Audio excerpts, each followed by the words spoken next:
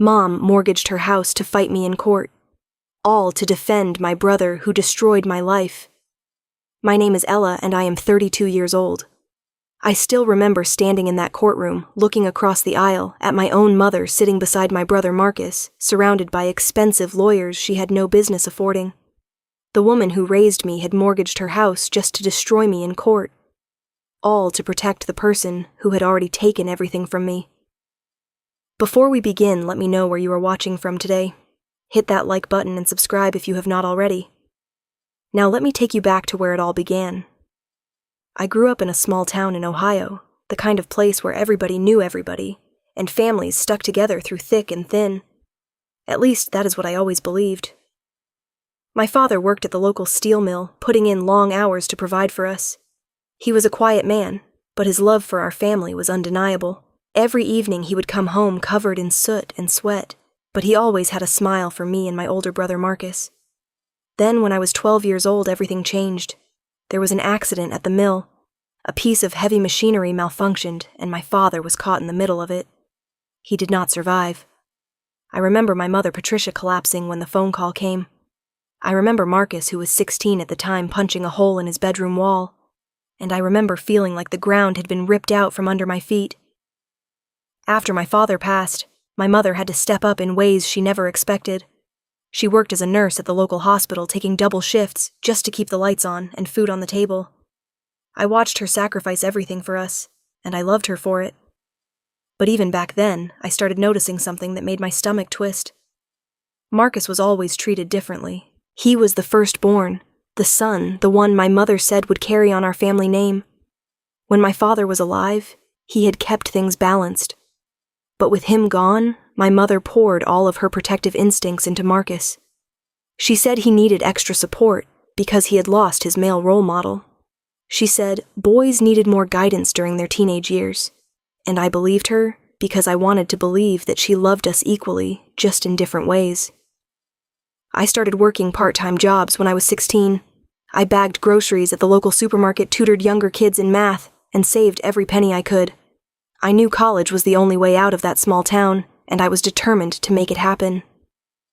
Meanwhile, Marcus dropped out of high school in his senior year. He said school was not for him, that he would figure things out his own way.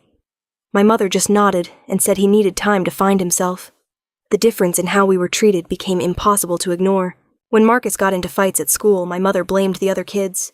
When he lost job after job because he could not show up on time, she blamed his bosses for not understanding him. When he racked up debts from gambling and drinking, she quietly paid them off with money she could not spare. But when I came home with straight A grades, she would glance at my report card and say something like, "That is nice, Ella." And that was it. I tried not to let it hurt me. I told myself that my mother was just worried about Marcus because he struggled more than I did. I convinced myself that once I proved myself, once I became successful, she would finally see my worth. So I worked harder. I studied longer. I did everything I could to make her proud. When I was 20 years old, I faced a crisis. I was in my final year of college, and I needed $3,000 to cover my last semester of tuition. My scholarship covered most of it, but there was a gap. I had been working 2 jobs, but it was not enough. So I swallowed my pride and called my mother. I explained the situation carefully. I told her I would pay her back as soon as I graduated and got a job. I promised it would be a loan, not a gift. There was a long pause on the other end of the line, and then she sighed. "Ella, honey, I just do not have that kind of money right now. Things are tight. You understand?" I understood. I always understood. I told her it was okay, and that I would figure it out. And I did. I took on a 3rd job working overnight shifts at a warehouse. I barely slept for months, but I made it work. 2 weeks after that phone call, I came home for a surprise visit. I wanted to show my mother my acceptance letter to a prestigious accounting firm that had offered me an internship. When I walked through the door, I found Marcus sitting at the kitchen table, grinning from ear to ear. My mother was beaming at him like he had just won the lottery. "What is going on?" I asked. "Your brother is opening a bar," my mother announced proudly. "I just gave him $10,000 to help him get started." Is not that wonderful? I felt like I had been punched in the stomach. $10,000. She had $10,000 to give Marcus for a bar, but she could not spare $3,000 to help me finish college. I stood there frozen, unable to speak. Marcus did not even look at me. He was too busy counting the money. I did not say anything. I just turned around and walked out. That night, I cried until I had no tears left. And then I made a decision. I would never ask my mother for anything ever again. I would build my own life on my own terms, and I would prove that I did not need anyone to succeed. I graduated at the top of my class with honors. The accounting firm that had offered me an internship turned it into a full-time position, and I moved to Columbus to start my career. For the first time in my life, I felt like I was in control of my own destiny. The work was demanding, but I thrived on it. Numbers made sense to me in a way that people sometimes did not. I could look at a spreadsheet and see the story it was telling, identify the patterns, spot the inconsistencies. My supervisors noticed my attention to detail, and within 2 years I was promoted. By the time I was 27, I had saved enough money to buy a small apartment in a nice neighborhood. I had a reliable car, a growing retirement fund, and a sense of accomplishment that I had earned through my own hard work. It was around that time that I met David. He was a software engineer at a tech company downtown, and we met at a coffee shop near my office. I was struggling with the Wi-Fi on my laptop, and he offered to help. Within 5 minutes, he had fixed the problem and made me laugh 3 times. He had kind eyes and a gentle way about him that immediately put me at ease. We started dating, and everything felt right. David was patient and understanding. When I told him about my family, about the favoritism and the hurt, he listened without judgment. He held my hand and told me that my worth was not determined by how my mother treated me. He said I was remarkable, and for the first time I started to believe it. After 2 years of dating, David proposed. It was a simple proposal, just the 2 of us on a hiking trail at sunset, but it was perfect. I said yes, without hesitation. We started planning a fall wedding, dreaming about our future together. Around the same time, David and I began discussing a business idea. We both loved coffee, and we had always talked about opening a small cafe someday, a place where people could relax, connect, and enjoy really good coffee. We crunched the numbers, looked at locations, and decided to take the plunge. We pooled our savings, $80,000 total, and found a charming space in an up-and-coming neighborhood. When my mother heard about our plans, she called me. Her voice was warm in a way it had not been in years. "Ella, that is wonderful news. I am so proud of you." I was cautious, but hopeful. Maybe things were changing. Maybe she was finally seeing me. Then she continued, "You know Marcus has really turned his life around lately. He has been looking for an opportunity to prove himself. Would you consider letting him be part of your cafe? He could manage the place. It would mean so much to him and to me." My first instinct was to say no. Marcus had a track record of failures. The bar my mother had funded had closed within a year. He had bounced from job to job, always blaming someone else for his problems. But then my mother started crying. She told me Marcus was depressed, that he felt like a failure, that he just needed one more chance to show what he could do, and despite everything I still wanted my mother to love me. I still wanted to believe that family could heal. So I talked to David, and even though he had reservations, he agreed to give Marcus a chance. We hired him as the manager of our new cafe, with a fixed salary and clear responsibilities. When I told my mother, she sobbed with gratitude. "Thank you, Ella. You are such a good sister. I always knew you had a big heart." For a brief moment, I felt like maybe everything would be okay. Maybe this was the fresh start our family needed. Maybe Marcus would finally prove himself, and my mother would finally see that I had been deserving of her love all along. Looking back, I realize how naive I was.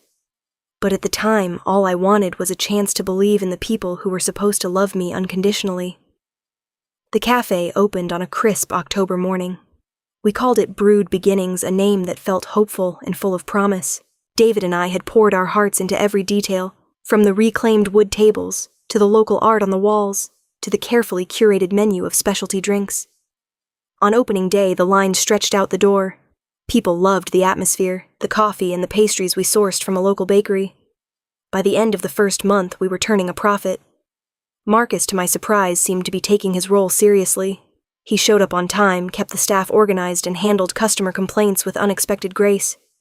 I started to think that maybe my mother had been right. Maybe he just needed the right opportunity to shine. My mother visited the cafe regularly, always with a proud smile on her face. She would sit at her favorite corner table sipping a latte, and watching Marcus work.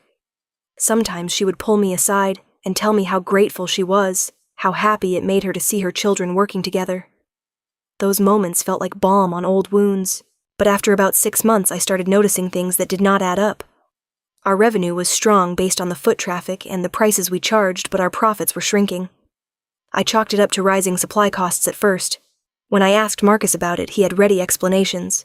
The price of coffee beans had gone up. We had needed emergency repairs on the espresso machine. There were unexpected expenses everywhere. I wanted to believe him. I really did. But something in my gut told me to dig deeper. One evening after the cafe had closed, David and I sat down with the books. We went through every receipt, every transaction, every line item, and what we found made my blood run cold. There were cash withdrawals from the register that did not match any recorded expenses. Hundreds of dollars at a time, sometimes multiple times a week. There were invoices for supplies we had never ordered paid to companies that did not seem to exist. There were refunds processed for orders that had been paid in full. David pulled up the security camera footage from the past few months. We watched in silence as the truth unfolded on the screen. Marcus alone in the cafe after closing, opening the register and stuffing bills into his pocket. Marcus with his friends eating and drinking for free while he deleted the transactions from the system. Marcus loading boxes of supplies into his car supplies that were supposed to be for the cafe. The total, as far as we could calculate, was around $25,000, nearly a third of what we had invested. I felt sick. I felt stupid. But more than anything, I felt betrayed. Not surprised exactly. Somewhere deep down, I had always known Marcus was capable of this. But I had let myself hope. I had let myself believe that family meant something. The next day, I asked Marcus to meet me at the cafe before opening. When he walked in, I was sitting at one of the tables with the printouts of every suspicious transaction, every frame of incriminating footage. His face went pale when he saw what I had. Ella let me explain. There is nothing to explain. The evidence is right here. He tried to deny it at first. He said the cameras must have malfunctioned, that the records had been tampered with, that someone was framing him. But when I showed him the timestamp on a video of him pocketing cash, the exact same night he had told me he was sick and could not close up, his excuses crumbled. He broke down crying. He said he was sorry that he had gotten in over his head, that he owed money to some bad people and did not know what else to do. He begged me not to involve the police. He promised to pay back every cent, even if it took him years. I was not heartless. Despite everything, he was still my brother. So I gave him an ultimatum. He would step down as manager immediately. He could stay on as a regular employee at minimum wage until he had worked off what he owed. And if he ever stole from me again, I would press charges without hesitation.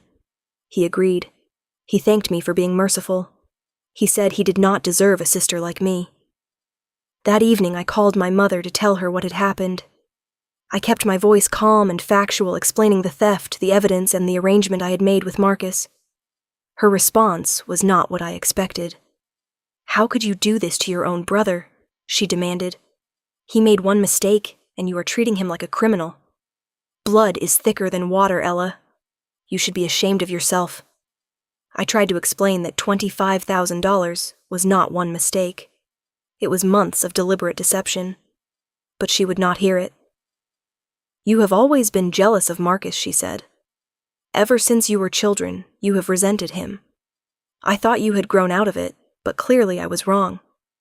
She hung up on me, and for the first time I realized that no matter what I did, no matter how successful I became, or how much I sacrificed for our family, I would never be enough for her.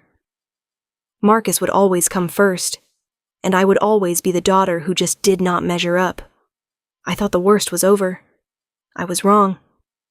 After being demoted to a regular employee, Marcus showed up to work with a chip on his shoulder. He was late almost every day. When he did show up, he did the bare minimum, often disappearing for long breaks and leaving his coworkers to pick up the slack. He was rude to customers, snapping at them over minor complaints.